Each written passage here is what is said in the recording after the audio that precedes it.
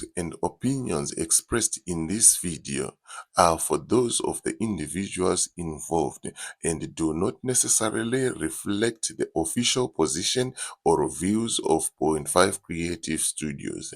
Content presented is for informational and discussion purposes only. Greetings, good people. My name is DJ Holly and welcome to Point 5 Creative Studios. Chitubu cha content, chitubu chisingapu, chitubu chinonwani munhu wese, chitubu chakavhenekwa chikaongororwa nana mazvikokota kunzi aiwaka. Chitubu ichi chine content iri healthy, content iri clean, content yakachena, yakakodzera kunge chikonsumwa nemunhu akata kunge iwewe ndosaka vari panapa muzvara nhasi. So if it's your first time here, please hit the subscribe button and the notification bell so that you don't miss out on any exciting content uploaded. Asikana wanga wagara uri mugaro wepanapa dango kutenda nekuta sei nekunza kubhadhara rent. Thank you very much for supporting Point 5 Creative Studios. Right, zvamanje ndine madzimai ari pa UK apa ari kuchema, ari kunyunyuta, asiri kufara nechiitiko chiri kuitika muZimbabwe. Uyezve ne-invitation yakainvitwa ani Mai Mnangagwa kuti vange vachizopa keynote speech kumusangano wechi First Ladies African Impact Summit ichange ichiitika kuLondon kubva musi wa16 kusvika musi wa18 2025. Saka pagadzirwa petition, pakanyorwa petition zvikanzi tikuda kuti vasatombouye zvavo Mai Mnangagwa kuno, vabvisei pazvinhu izvozvo nekuti vari kutadza kuona, vari kutadza kutsura murume wavo sezvo zvichinzi musha mukadzi.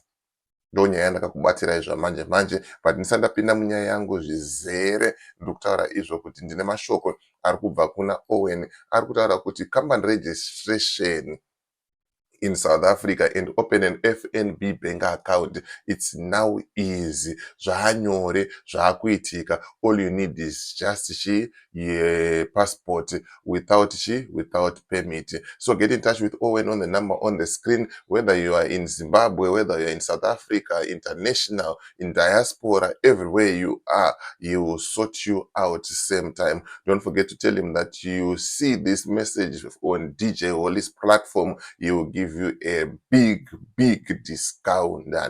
So without wasting much of your time, let me jump into this story. Tinzwe kuti zviri kumbonzi chiine madzimai aya, and I want you to leave a comment in the comment section and then share also your thoughts kuti, do you think the first lady she's supposed to go there? If she is there, what is she going to talk about? Zvinhu zvakaoma kudai munyika yeZimbabwe. Let's listen to what these ladies are saying here.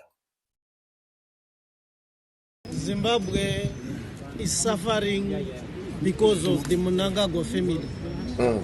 Auxilia Mnangagwa doesn't reflect the true characteristics of a mother. University of Zimbabwe has been on a strike, ongoing strike, and most of the students who are there are coming from poor backgrounds. There has to be an extension of their studying semester because the lecturers, they have not been attending lecturers. And who is affected is the poor people. Who is the chancellor of University of Zimbabwe? Her husband is the chancellor of University of Zimbabwe and is the one who can instruct people to retain the salaries that were there when he took over power through a coup in 2007.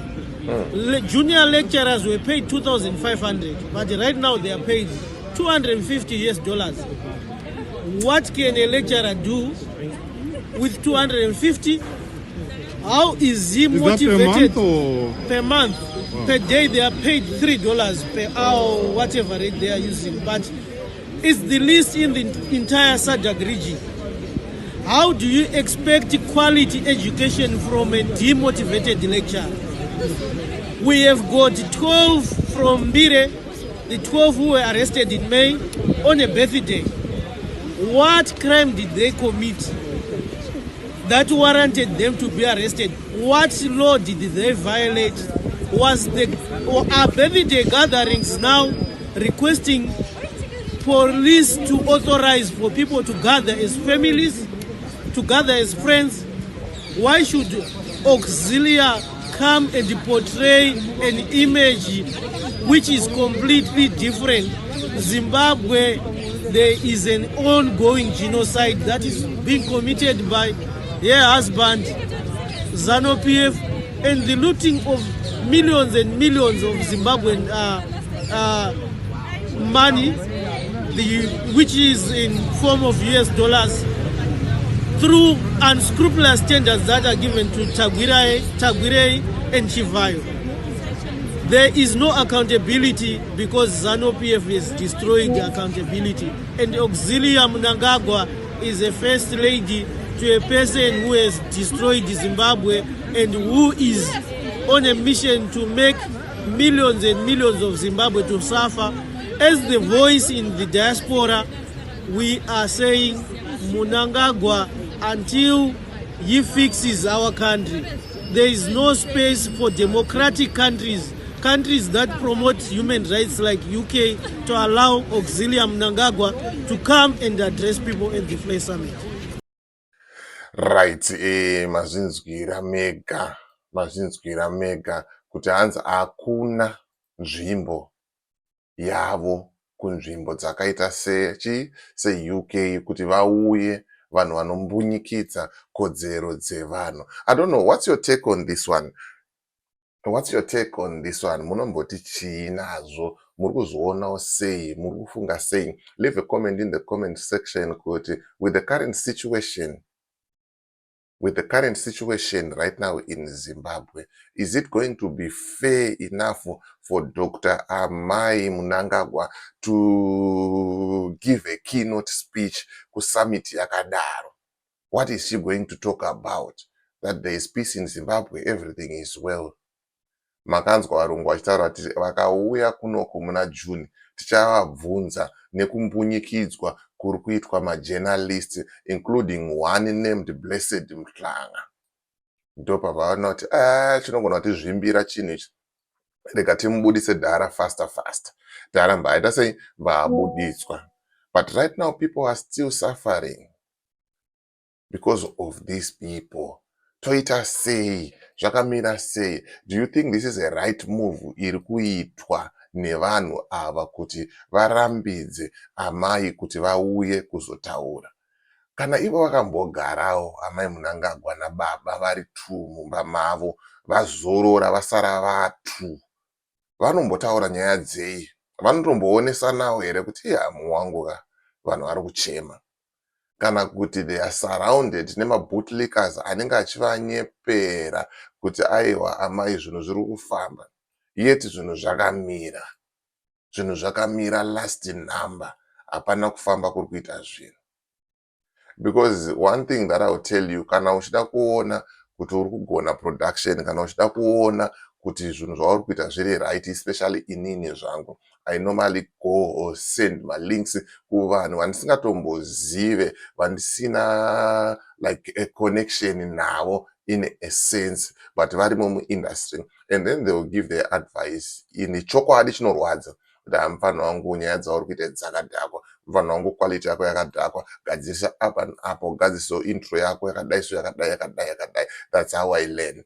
But I know kuti ndina mwana anotonakirwa neni zvekudaro, wokuti ndikamubvunza kuti boy here zvese paplatform, andokuti muri kurova mundara achakaipa, uri kuona. So you'll be surrounded nevanhu vanenge vachingokupraisa. Saka kuti uzoona mistakes ako, it's very difficult to see. But isusu ndo zvatakanakira ka, isusu ndo basa redu tiri panapa. Tinongoya totaura kuti amai, muri kunzwawo zviri kubuda nekumhiri kwemakungwa uko, vari kuchemawo futi nemi kuti dai mambogara kumba mamutsiridza imba iri kutsva, imba makutonhora, mapinda chando, amai muri kupi? Vari kuchema vanhu vese kuti amai vaita sei, vatiregerera. Vana vakasungwa munotaurawo nababa kuti baba dai mavadzukunura vabuda. Vana vakasungwa ngavaita sei, ngavasunungurwe. Zvinhu zviite sei zvinake, toona kuti musha uri kufamba. Pane kungonzi musha uri kufamba, zvinhu zvakaendeka, zvinhu zviri kufamba, apo pasina chiri kuita sei, chiri kubuda handitika. pada takazviona makatamba pada, makaita sei, mukaita zvamunenge muchiita mageme echinyakare muchidya zvenyu mari, hatina edu dambudziko nazvo, but chiedzaiwo kugadzirisa kuti musha unake. Hanzi musha mukadzi. Behind every successful woman there is a woman kumashure, kana kuti paside, ameno chirungu chacho chinofamba sei. But ndiri kutaura inini kuti izvoni kana mundara uyu kule vedu ava vari kukundikana, amai, it means kuti hamusi kuita basa renyu, sezvo muri mutsipa unoratidza direction kuri kuenda musoro. Musoro ukada kutenda kuleft, musoro unoshandiswa unokontrolwa nemutsipa.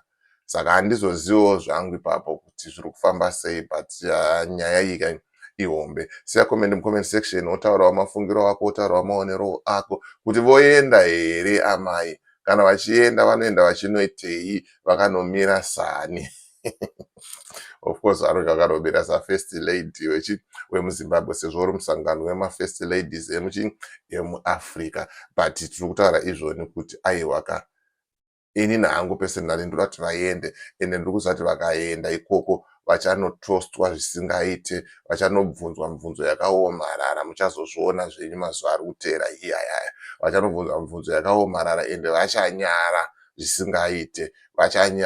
zvisingaite, muchazviona zvenyu, muchazotaura. Video rinenge riripo paplatform, muchazozviona. So as for me, DJ Holly and the rest of the crew behind the scenes, ndonyanga ndangu ndikuratidzei, ndikuonesei kuti ndo zviri paground, ndo zviri kuitika, pari kupisa handitika. Ngasanga nevideo rinoteera. Kana unga usati wasubscribe mahara, hazvibhadhariswe izvi, mahara, kungodzvanya pakanzi subscribe apo wotopedza. Wakutongoudzwa kunzi mukomana kanda video rakapenga, wobva waona. Saka subscribe pachiri nenguva, zvichazochinja zvinhu izvi, zvinenge zvakubhadhariswa. Makusaona content mahara, saka subscribe handika. So as for me, DJ Holly and the rest of the group behind the scenes, truth is bye for now. Karisangane muvideo rinoteera.